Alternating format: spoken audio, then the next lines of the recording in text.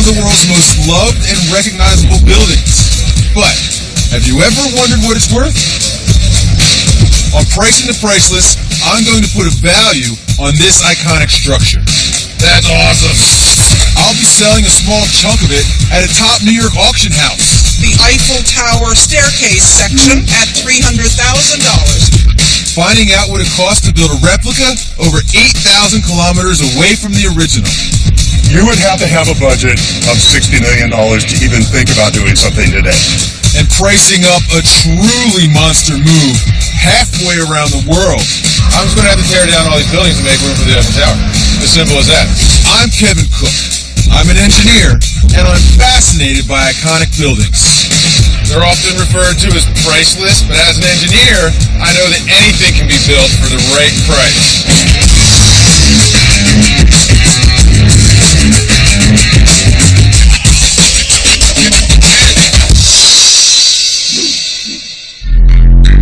The Eiffel Tower, built in 1889 by Gustave Eiffel on the banks of the River Seine in Paris, France.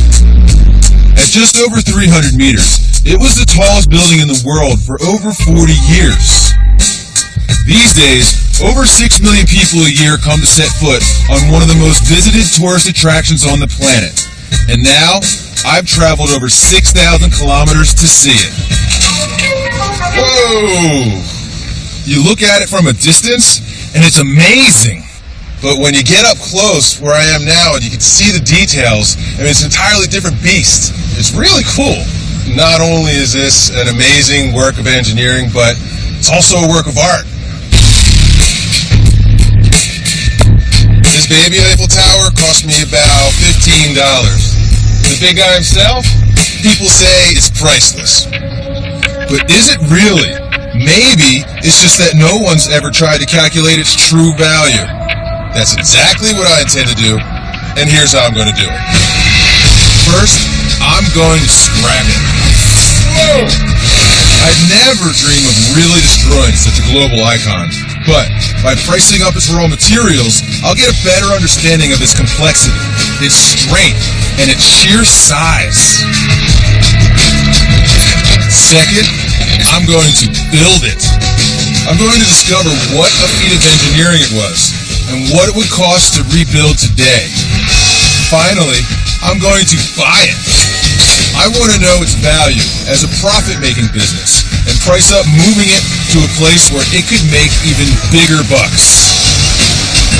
Although it's hard to value any iconic monument, I'm hoping these three figures will give me the most accurate value, because I know that by following the money, I'll get a whole new perspective on the feat of human achievement it took to build this awesome structure. Now, to begin my mission, it's time to scrap it. First, I'm going to take the role as a scrap dealer. Find out how much I can get for selling off the tower and all the land that it sits on. To help me achieve my task, I've arranged to meet Sandrine Voilet. She's a local historian, so she should be able to tell me everything I need to know about the city's most famous landmark. Why are we taking the stairs? I see elevators here. To keep you fit. Well, how many stairs do we have to go? Altogether, there are 1,665 to the top of these pillars. I don't want to climb them all. Oh yeah? Well, you have to.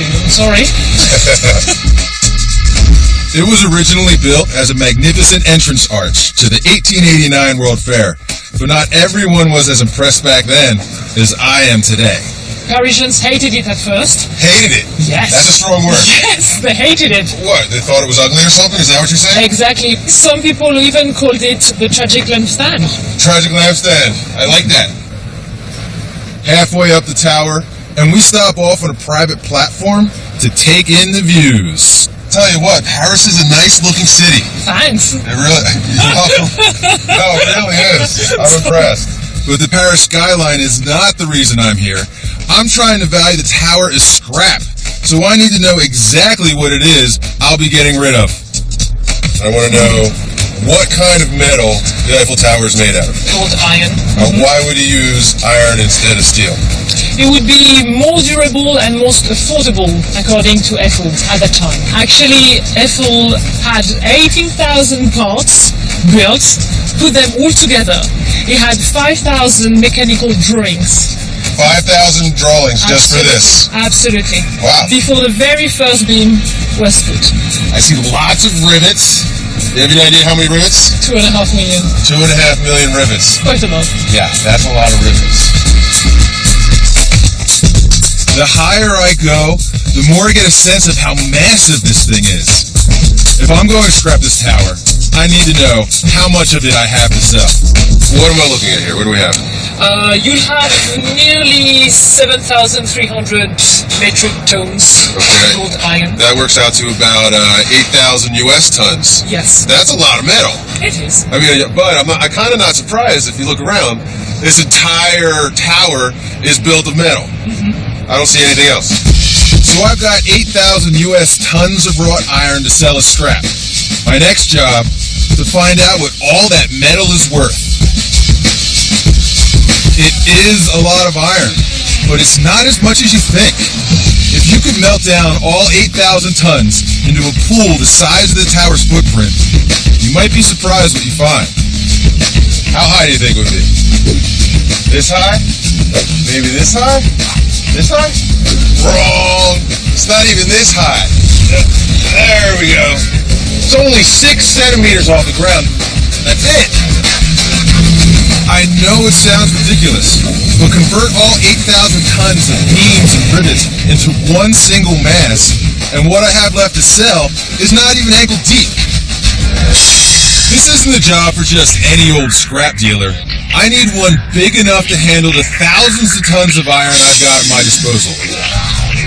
And that means I'm headed over 6,000 kilometers stateside. I found this massive scrapyard in New York State. Should be perfect for helping me find out the value of all these thousands of tons of Eiffel Tower iron. And I'm on my way there right now. This is upstate shredding in Owego. Hundreds of tons of scrap metal come through here every day. I want to see if yard boss Adam Weissman can deal with all of my iron and find out what kind of a price I can expect to get for it. I have 7,300 metric tons of wrought iron, and it's actually the Eiffel Tower. I want to scrap the Eiffel Tower. Well, I never heard anything like that before, but this is definitely the place that we can do it. Oh yeah? You're willing to do this? Yeah, we can do it. We can take care of it in a day. Now that's a bold claim. To scrap the Eiffel Tower in a day, Adam must be running a tight operation with some pretty serious equipment. Explain to me the process. People bring in their metal tracks? Yeah, people bring it in by tractor trailer, gets dumped here, then it's loaded up on the conveyor. This conveyor belt right here? Yeah, it's loaded right up on the conveyor belt into the chamber of the mega shredder, and Did you just say the chamber of the mega shredder? yep, if you want, I can take you around the other side and show you exactly how it works. That sounds like an offer I can't refuse. If the mega shredder can destroy something as big and solid as the Eiffel Tower, I've got to know how it does it. This thing is a beast.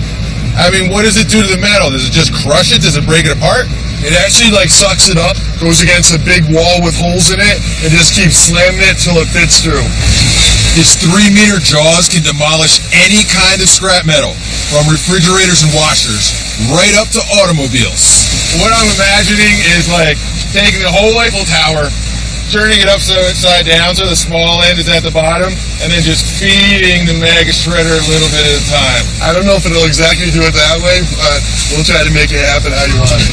One way or another, the mega shredder will turn my Eiffel Tower into scrap metal. But to help me fully understand the process, I need a demonstration. Is there any chance I get to see it in action? Yeah, you're not only going to be able to see it, you're going to be able to run it. You're going to let me run it? Yeah, you'll be the first person we ever let run it. So Oh yeah? how about we throw a pickup truck in? I get to destroy a pickup truck. Sounds good, let's do it. Sweet. It looks like the Eiffel Tower is headed for a spectacular and violent end. And to demonstrate, I'm going to play executioner. I'm about to mega shred a pickup truck. So this is apparently rather simple. The left joystick controls that spiked wheel down there, and the right joystick just controls the conveyor belt that feeds the shredder. And right now, it's about to feed it my truck.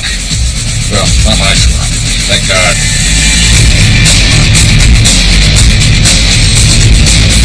A crane loads the truck onto the conveyor belt.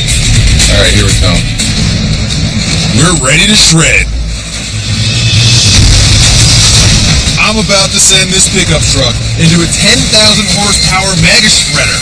And with its 310 centimeter jaws, this beast is easily big enough to swallow every section of the Eiffel Tower. Not to mention the truck.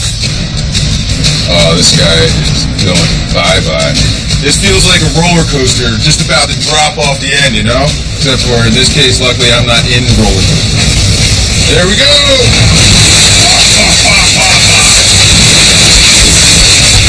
That's awesome! And it's gone. That took like no time at all. In just seconds, the truck has been smashed into countless tiny pieces. And if that's what happens to a truck, I can only imagine what it would do to the Eiffel Tower. Yeah, I would tell it. The mega shredder can process up to 450 US tons of scrap in an hour, which means the Eiffel Tower will be processed in just 18 hours. Now, this is a big pile of recycled metal. Is this what the Eiffel Tower would look like after it went through the mega shredder? I mean, your pile would be a lot bigger than this, about 8 times the size of this pile. Oh, that's a lot of metal. Now I need to know how much money Adam Weissman will give me for my 8,000 tons of iron. How much would the Eiffel Tower be worth all scrapped up like this? Yeah, right now it's at $340 a metric ton is what I'd be paying you for this material. All right, $340 a metric ton, 7,300 tons. That's about $2.5 million. Yep. That's not as much money as I would have thought, to tell you the truth. So 8,000 tons of wrought iron is only worth about $2.5 million these days. And shredding it down to raw metal is such a sad end for a magnificent building like this. But there may be another way to scrap it, and that involves breaking it up into pieces that could become valuable to collectors.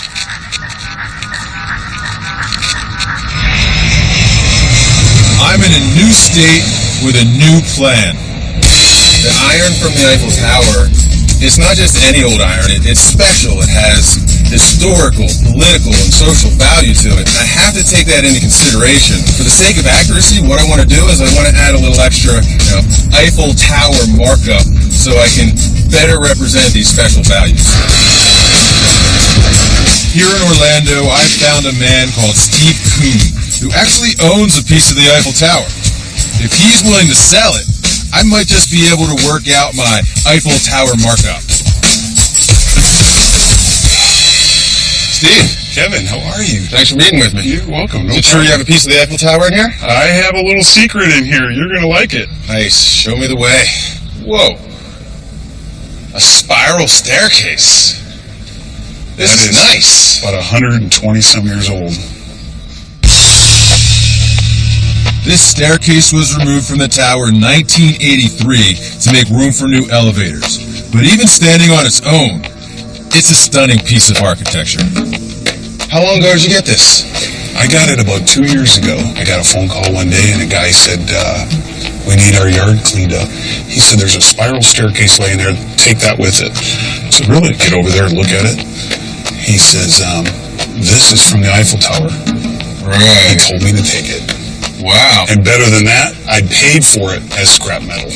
Really? How much did you pay for this? $261. No. I did. So Steve got a great deal. And I know the scrap value of this section of the tower. Even better, this staircase is as rich in social and political value as I could have hoped for. Just about every king, queen, emperor, president, vice president, I think even Hitler stepped on these, which I don't really care that he did, but Eiffel himself, I've got a photo of him standing right on this very staircase. That's quite a sales pitch you got there. Yeah, hey, why don't you buy it off me? I can't help but notice that the bottom half of the staircase has been restored, top half has not. Why is that? The plan is to cut it, try and mark it, the bottom half, and then someday I'll restore the top half and that'll go in my house. I'm thinking that we team up, right? This is what we do, is I find a means for you to sell it quickly, Okay. and at the same time I get the vital information that I need in order to figure out how much the Eiffel Tower is worth, based on what we can get for the staircase. Hey, that's a deal. All right. Let's do it. Steve wants to cut it in two and sell it in half. I want to know the true value of Eiffel Tower iron. It's a win-win situation, as long as it sells. Now, I have one more favor to ask. I have a little bit of experience doing this type of thing. Can I help? Hey, that'd be cool. If you're helping me do that, you can say you torched the Eiffel Tower staircase. Yeah, not everybody gets to say They'll that. hate you for it. So with the help of Steve's buddy Dave, I get to work. First, we winch it up a few centimeters to give it room to drop. Then, Dave hands me his trusty oxyacetylene torch, and under his watchful eye, I start to slice Steve's pride and joy in two.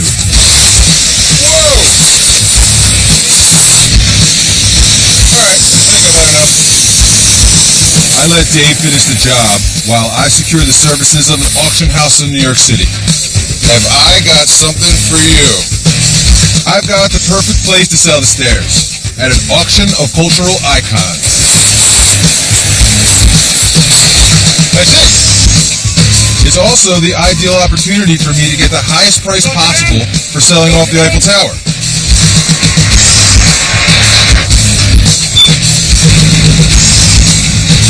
The auction's only 2 days away, so we load up the staircase into Steve's truck, and he heads off to the Big Apple. I'll meet him in New York, and hopefully I'm going to find out how much all the iron on the Eiffel Tower is really worth.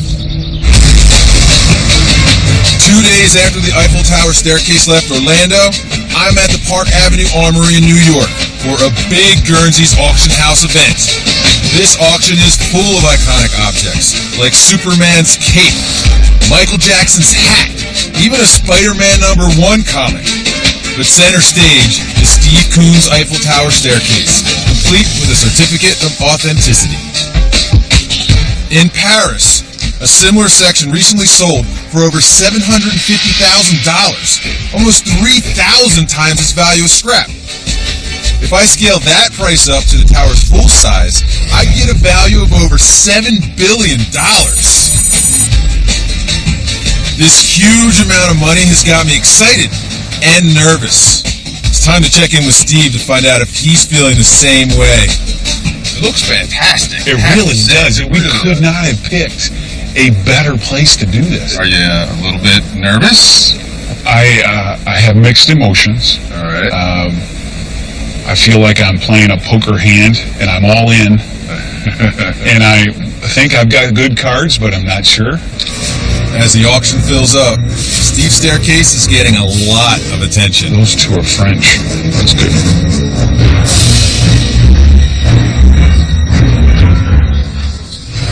The thought that one of these people might buy Steve's staircase and put a huge value on the whole tower is incredibly exciting, especially if that person is a Hollywood star. Leonardo DiCaprio is right over there.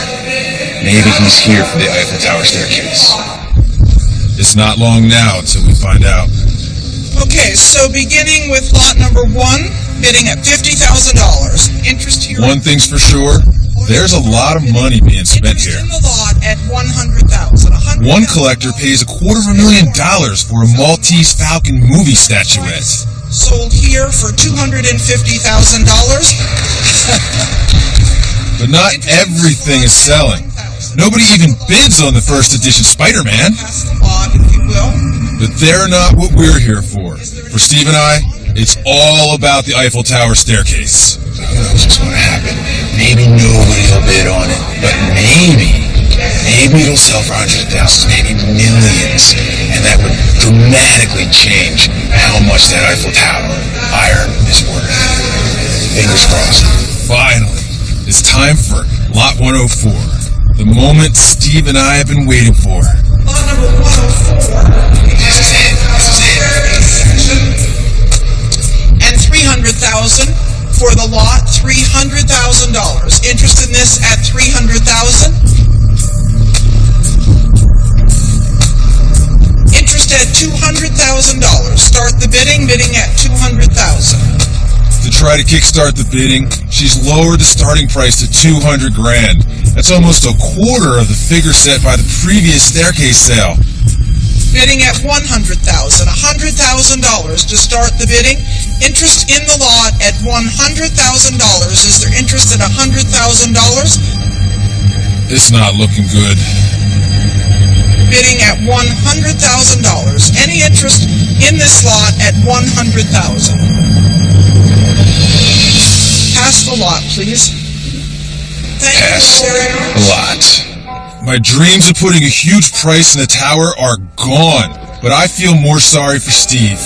Sorry, Steve. All that hard work. Oh, that was a lot of hard work. It's okay.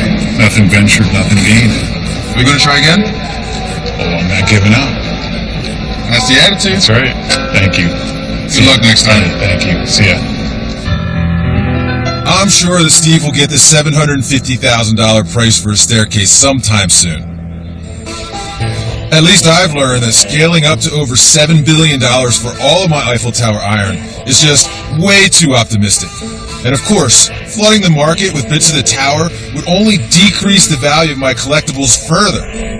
So I'm going to stick with what I do know, and that's $2.5 million for selling the Eiffel Tower iron to be shredded as plain old scrap.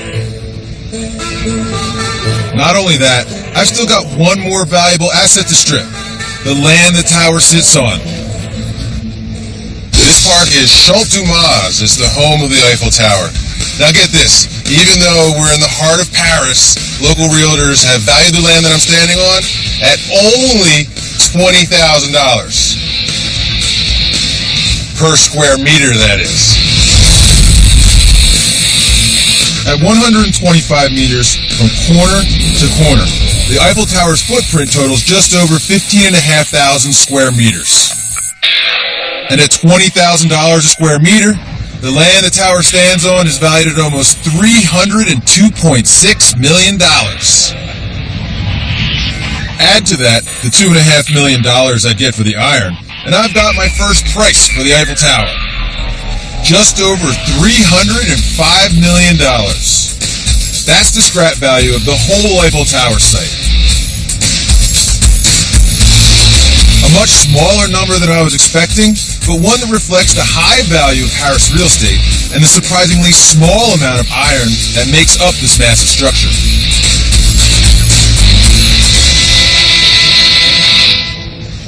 But I wonder if I can get a better figure by finding out how much it would cost to rebuild from scratch.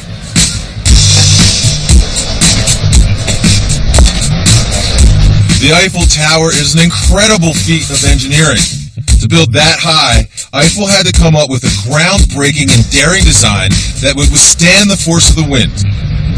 It's been an inspiration for structural engineers ever since, and the secret behind it all is something called a truss.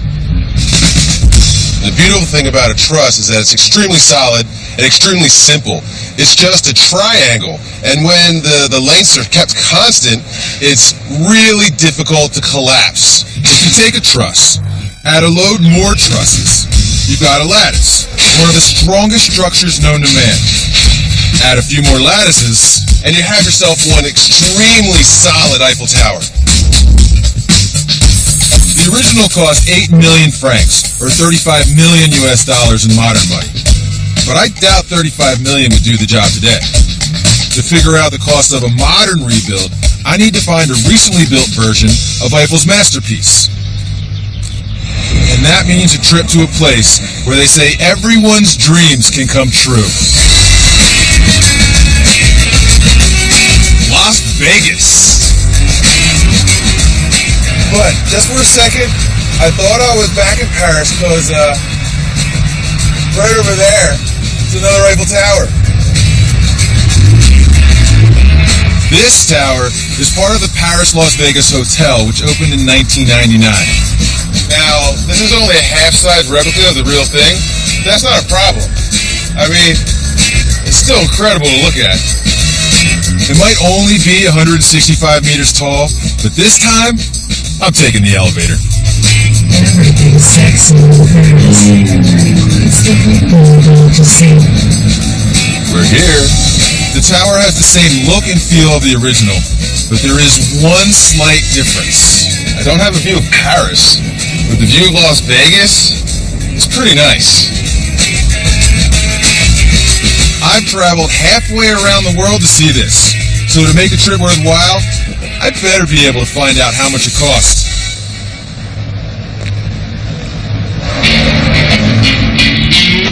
First thing in the morning, I'm on my way to meet Joe Rothman, one of the architects behind the Las Vegas replica Eiffel Tower. I want to find out how his reconstruction was achieved and hopefully get an idea on how much it cost. Joe, thanks for meeting with me. I really appreciate it.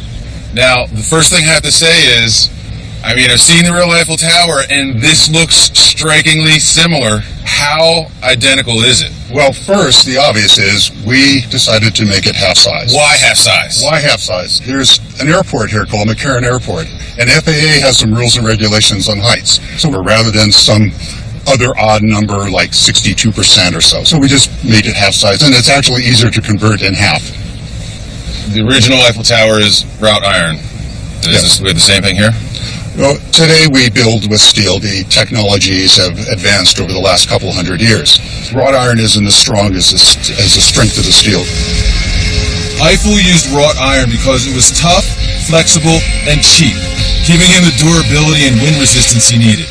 Steel, an alloy of iron and carbon, is stronger, and it has better rust resistance, but it was expensive at the time. Nowadays, it can be produced much more cheaply and has taken over as the building material of choice. So if I were to rebuild the Eiffel Tower now, I would not use wrought iron, I would use steel. That's correct. You would use steel and weld as opposed to rivets, mainly because we don't do rivets today. It took 2,000 men 26 months to build this tower.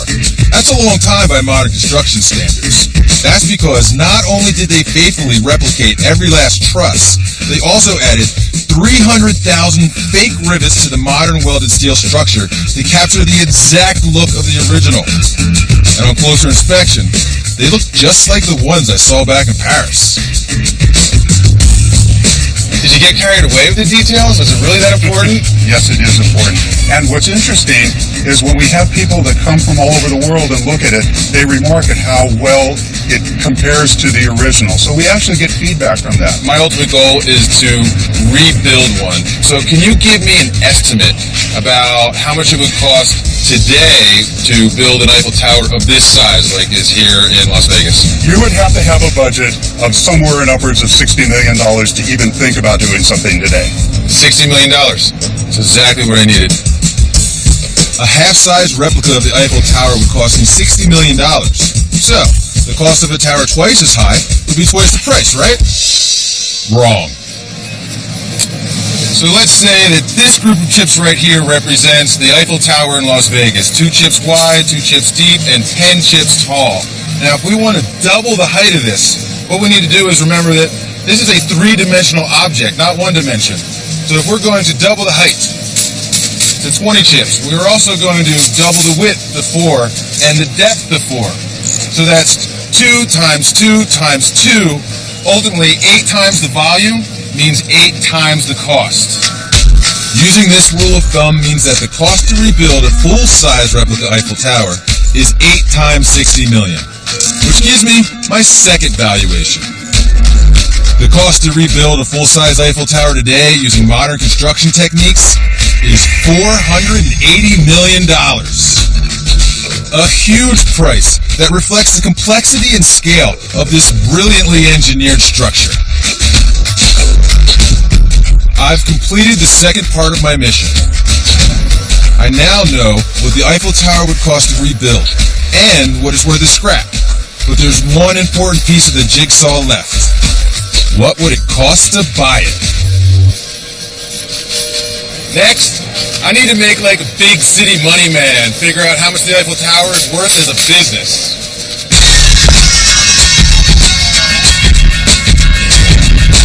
Now, I'm an engineer.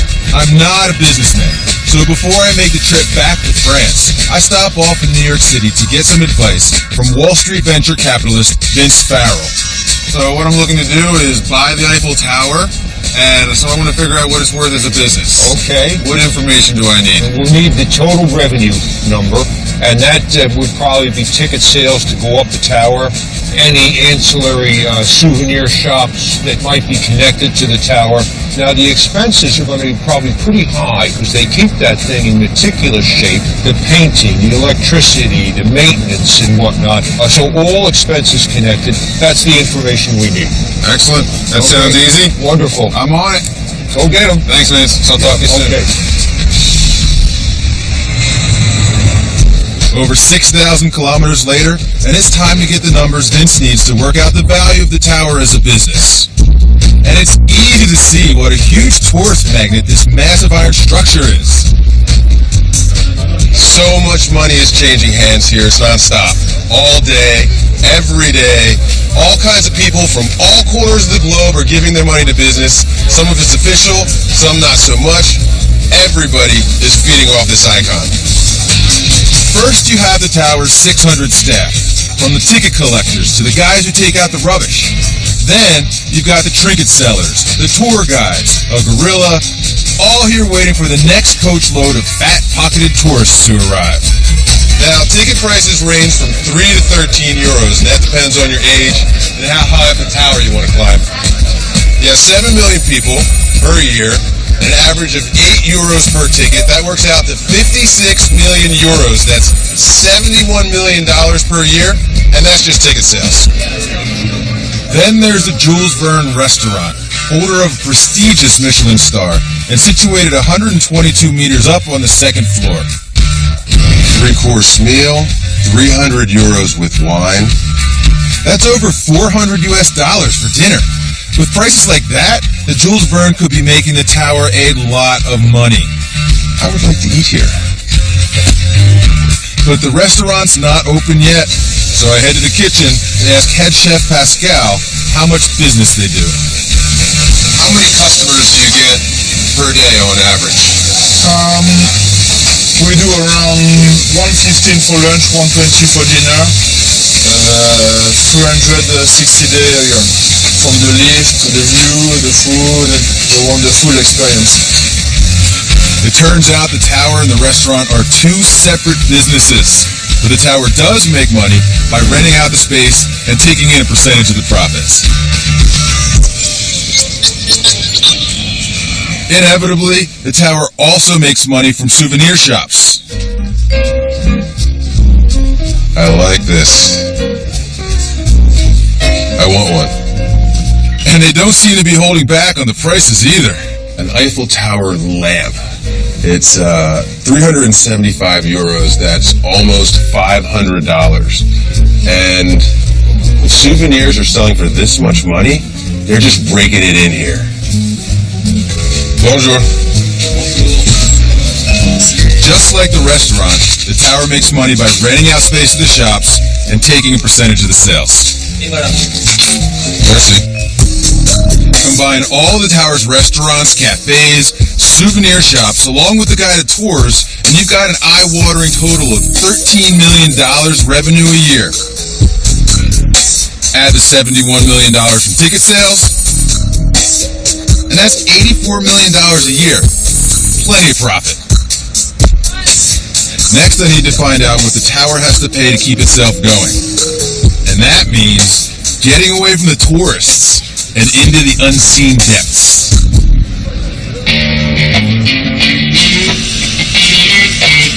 To work out the value of the Eiffel Tower as a business, I need to know how much this complex structure costs to run. I guarantee you'd have very little idea all that it takes to keep this place running because it all happens behind the scenes. Like down here in the bowels of the Eiffel Tower, this is the heart of the elevator system. Gustav Eiffel came up with the original operating systems himself, and in the east and west pillars, his designs have hardly changed in over a century. The elevators are the key to the tower's success. Without them, few tourists would pay to go up, so maintenance is essential. And that means keeping the pistons nice and greasy. What I have here is a bucket full of cow fat. Apparently it gets the job done the best. Cow fat, greasing the Eiffel Tower elevator pistons for over 120 years. But one man and a bucket of cow fat isn't the only elevator maintenance that needs to be paid for. After over 100 years of service, a huge replacement project is being undertaken at a cost of $70 million. But spending on that scale is vital to the survival of the tower. Basically, no elevators, no money. And it's not just the elevators that need maintaining. These are the Eiffel Tower painters, men of legend who work fearlessly at incredible heights with little other than a pot of paint and a handheld brush for company. Every 7 years, they're brought in to repaint the tower to protect the wrought iron from the elements. They use about 60 tons of paint at a cost of $5.3 million. And finally, there's the massive amount of electricity the tower uses, especially at night. It takes over 20,000 bulbs to light the tower at night. That's about a quarter electricity bill, $400,000 a year. I know it sounds a little excessive, but come on, it's gorgeous. I've got a bunch of figures, but my brain is built for engineering, not business. So it's over to my Wall Street contact, Vince Farrell, to make sense of them all. Hello, Vince, it's Kevin Cook. Kevin, how are you? Good to hear your voice. All right, down to business, my friend. First, if you take what are the revenues now and versus the expenses, we come up with about $29 million in profits. Vince then explains that he would expect to pay 6 to 8 times that value for an average business. Would invest. But for an iconic business like the Eiffel Tower, where the profits are constant and reliable, it would be more like 10 to 12 times. So that gives us a value of about $300 million for the Eiffel Tower as a business as it stands today. $300 million, I'm surprised. It doesn't sound like a lot to me. But Vince has an idea how to make even more money from the tower. I think you could raise the price of a ticket to the Eiffel Tower and not lose a single customer. He reckons the average ticket price of $11 is really low compared to the Empire State Building, which charges $38 for an adult. If the tower was in New York, with the same entry price, profits would increase almost 800% to $224 million. And its overall value to almost $2.7 billion. I want to help it realize that potential, which means pricing up a move to New York City. And I have an idea how to make even more money. In 1925, Andre Citroen, the owner of the Citroen Car Company, used 250,000 light bulbs to illuminate his name on the Eiffel Tower, making it the world's largest advertising sign. So to make me more money, I want to sell space on the sides of the tower for advertising. And where better in New York City to put the world's largest billboard? Times Square, where else? I want to move the Eiffel Tower from Paris to New York, and to help me work out how to transport it, I'm taking inspiration from another world-famous monument in New York Harbor. The year before the Eiffel Tower was built, the French gave the United States a gift, and that gift was the Statue of Liberty, a monument built with the help of a certain Monsieur Gustave Eiffel. On the outside, a powerful symbol of political freedom, but on the inside, a massive wrought iron skeleton, designed by Eiffel himself, built in France, then dismantled into 350 pieces and shipped over to the United States. And that's exactly how I plan to bring my newly acquired Eiffel Tower to New York, too.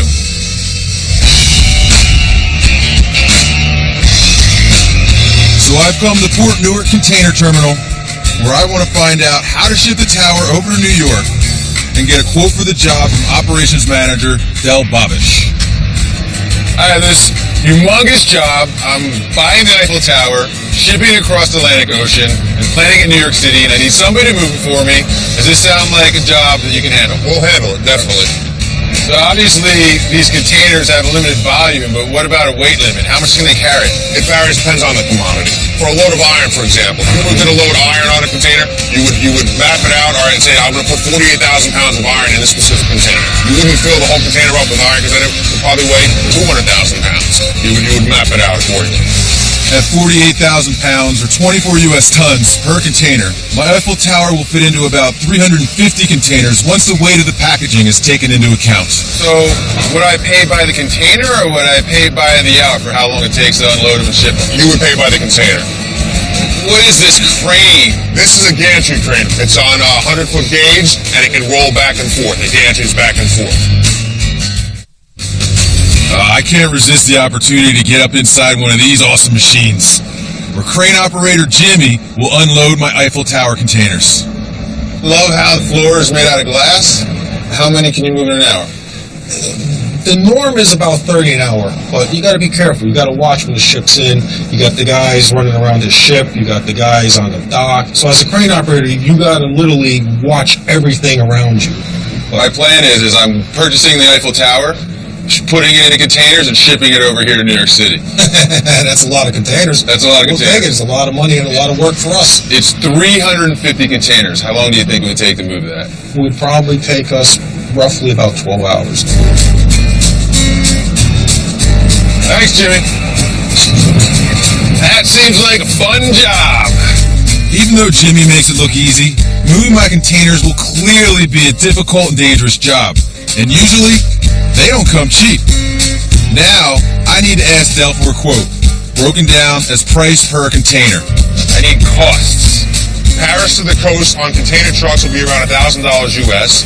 Then it'll be across the Atlantic, another $1,000 US. And then from Port Newark to New York City, you're talking around $450 US. Thanks, man. You got it. Pleasure. With inspection and licensing fees added on, that makes a grand total of almost $1 million.